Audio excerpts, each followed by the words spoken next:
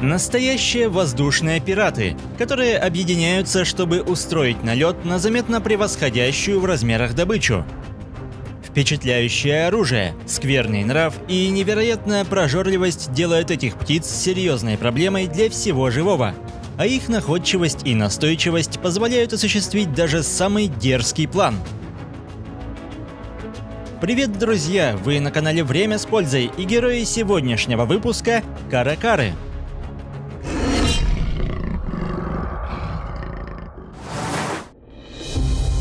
Каракары – довольно крупные представители семейства соколиных.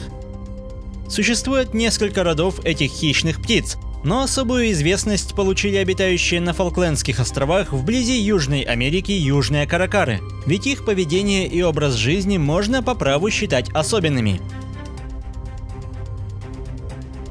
Прокормиться в местах, где обитают эти птицы, совсем непросто, но сезон миграции предвещает появление целого полчища гостей. И каракары заранее собираются, чтобы встретить странников, ведь за их счет соколы планируют провести ближайшие месяцы в сытости.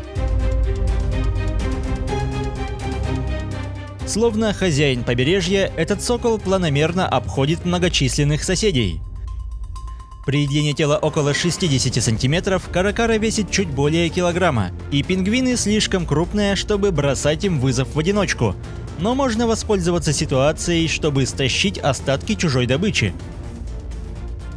Птицы совершенно не рады постороннему, ведь дурная слава этого сокола известна всем, но его это абсолютно не волнует, хоть в особых случаях и приходится спасаться бегством. Эти птицы превосходно летают, но они предпочитают делать свои темные дела на земле. Длинные мощные ноги – отличный инструмент для бега, и даже в опасных ситуациях каракара далеко не всегда прибегает к помощи крыльев. В целом, когда дело касается доступной пищи, размеры животных ничуть не смущают наглых пернатых, которые умудряются стать головной болью даже для настоящих гигантов, таких как эти морские слоны. Находя раны в наиболее уязвимых местах, птицы попросту поедают морских титанов заживо. Конечно, при массе в несколько тонн подобные раны не больше, чем царапины, но такую наглость терпеть нельзя. Однако птицы, прибывшие для продолжения рода, пользуются куда большим вниманием среди хищников. При таком количестве гнезд найти оставленное без присмотра яйцо не такая сложная задача, ведь каракаре хватает и секунды, чтобы провернуть хитрый план с похищением. Плотная скорлупа является неплохой защитой, но против такого клюва подобная броня теряет всякий смысл. Птенцы не менее уязвимы перед столь опасными созданиями. Конечно, родители прилагают максимум усилий, чтобы прогнать неприятеля, но иногда они просто не успевают среагировать. В таком случае похищенному малышу уже вряд ли что-то поможет.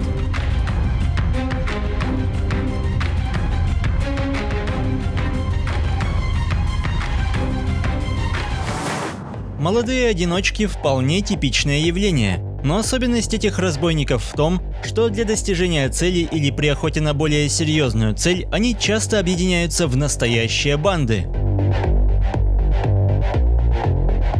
В этом случае начеку стоит быть не только птицам, но и тюленям, ведь их детеныши пока еще слишком уязвимы. Оставленный без присмотра малыш быстро привлекает к себе внимание. Его подкожного жира совсем недостаточно, чтобы защититься от острых когтей и мощного клюва. Поэтому, предвидя легкую добычу, стая голодных птиц с каждой минутой становится больше, а атаки все смелее и эффективнее. Единственным шансом на спасение становится помощь матери, которой повезло вовремя вернуться на берег, ведь следующие несколько минут могли решить судьбу детеныша. Совместная охота активно используется во время налета на гнезда, ведь посеяв панику, каракарам намного проще стащить яйцо или птенца.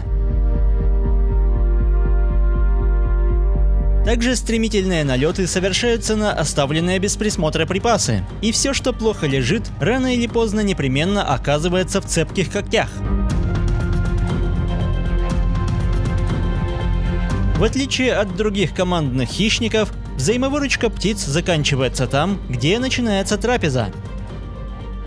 Бывшие союзники за считанные секунды превращаются в злейших врагов, ведь на всех голодных охотников пищи может не хватить.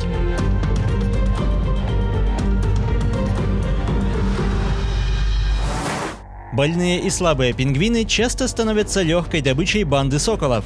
Но молодой птице без компании здесь делать нечего, ведь вся пища находится под присмотром невероятно агрессивных конкурентов. Из этой ситуации есть только один выход – собрать собственную банду. Однако численного превосходства недостаточно, чтобы прогнать врага, поэтому ожесточенное сражение между группами каракар – вполне обычное явление. В результате самые находчивые успевают набить брюхо, пока другие выясняют отношения.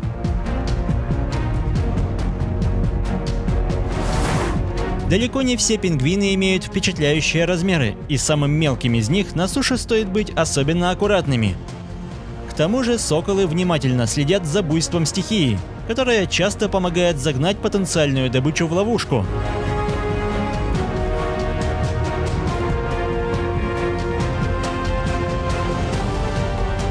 Имея при себе столь эффективное оружие, каракаре ничего не стоит расправиться с подобной жертвой, и лишь очередной каприз стихии может нарушить планы охотника.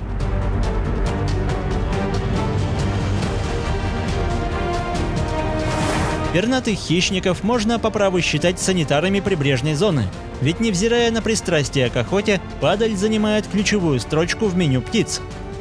Разумеется, без драк никогда не обходится.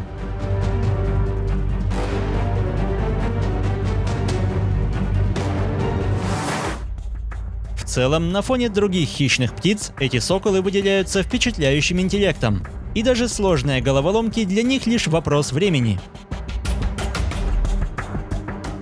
Однако будущее пернатых разбойников туманно. Скудные пищевые запасы в период отсутствия заморских гостей становятся причиной гибели множества молодых птиц. Наиболее приспособленные умудряются выискивать насекомых, собирать пищевые отходы и воровать еду у чаек. Поэтому, несмотря на численность всего в 2500 взрослых каракар, пока эти находчивые пернатые прочно удерживают свою нишу в местной экосистеме. Если выпуск вам понравился, поддержите его лайком, комментируйте, подписывайтесь и проводите время с пользой. До скорого!